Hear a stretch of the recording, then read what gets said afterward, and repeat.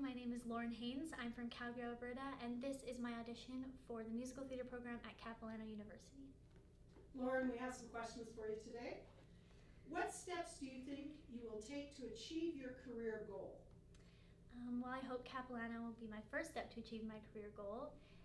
But so far, I've been in the school play every year since grade 6, and I've worked with an outside of school theater program since grade 7, and I've done all the plays. I'm very dedicated. But I hope to work with professionals and get professional training in the performing arts and meet and work with professionals from the different roles associated with the performing arts. What is your best and most personal memory from childhood? My favorite childhood memory is telling button stories with my brother and my dad. We would turn off all the lights and lay on my brother's bed and tell stories of Buttons, who was a cat, and she would go on all these crazy adventures with lots of mishaps, and it was just so much fun, and I think it really sparked my creativity and imagination when it comes to storytelling, and probably started my love of storytelling. What are you curious about outside of acting or performance? Well, the performance arts have always been my main passion. My mom always used to say I could sing before I could talk. So it's hard to think of doing anything other than performance arts, but I also love design and really anything creative. But I think if I were to explore something outside of performance arts, I would explore design in fashion or interior. Are there any restrictions which would affect your physical development? There are no restrictions that would affect my physical development. When you are in a stress-filled situation, what happens to you and how do you cope? I can get a little anxious in stressful situations, but I've learned techniques to calm myself down and get myself out of my own head and back onto the stage.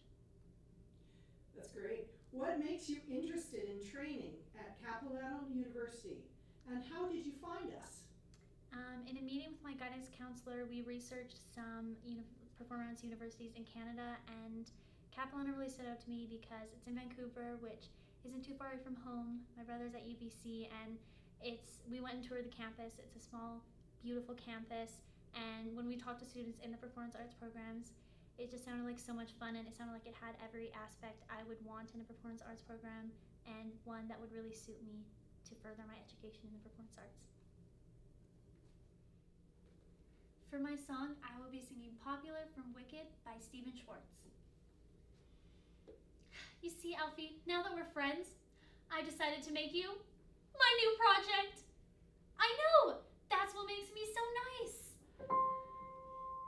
Whenever I see someone less fortunate than I, and let's face it, who isn't less fortunate than I, my tender heart tends to start to bleed.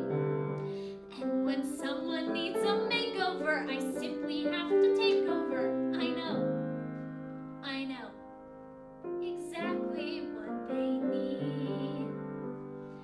And even in your case, though it's the toughest case I've yet to face, don't worry, I'm determined to succeed. Follow my lead, and yes, indeed, you will be popular. You're gonna be popular. I'll teach you the proper voice when you talk to boys, little ways to flirt and flounce. I'll show you what shoes to wear, how to fix your hair, everything that really counts to be popular. I'll help you be popular. You'll hang with the right cohorts, you'll be good at sports, know the slang you've got to know. So let's start, 'cause you've got an awfully long way to go. Don't be offended by my frank analysis, think of it as personality dialysis. Now that I've chosen to become a pal,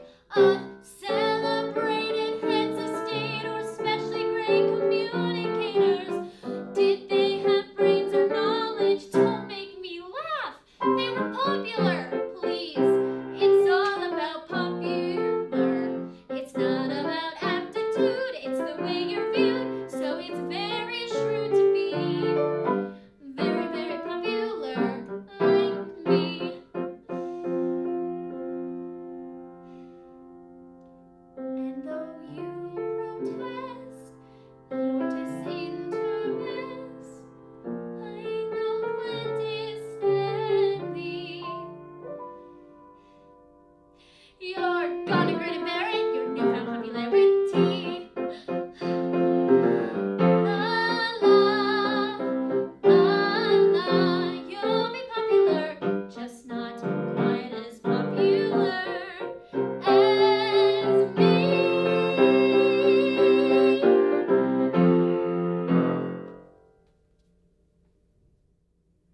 For my monologue, I will be doing Catherine's monologue from Waiting for the Parade by John Morrell.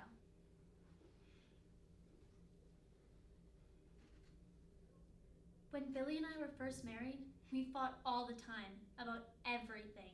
My clothes, his clothes, my friends, his friends, whether or not to have children, how many to have, girls or boys.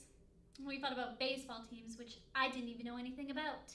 We fought about religion and politics, which neither of us knew anything about. We thought about whether or not it was healthy to fight so much. One day, we'd only been married a couple months, and Billy borrowed some rope and came home from work. I was having a nap, and when I woke up, I was bound, hand and foot. I couldn't move an inch, and Billy was standing there grinning like a half-wit. From now on, he said, no more fighting. We're gonna make love instead. And whenever we feel a fight coming on, we're gonna make love instead. And if you don't agree, I'll strangle you and sink your remains in the river. When I think of those times, I can almost see Billy again. At least, I can see his eyes. I can see his teeth. His perfect teeth. Unlike mine. That's something else we fought about. But the rest of the picture is in shadow. Listen, if they want to make the Hollywood blockbuster of all time, one of those stories with tragic romance sure to have every woman in the theater reaching for her hanky, they should tell the story of a woman whose husband goes away. But he goes away one piece at a time.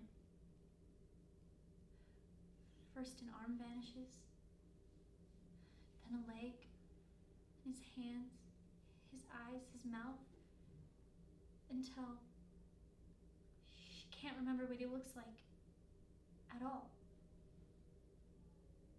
That's what hurts. That's what's peculiar. Losing him.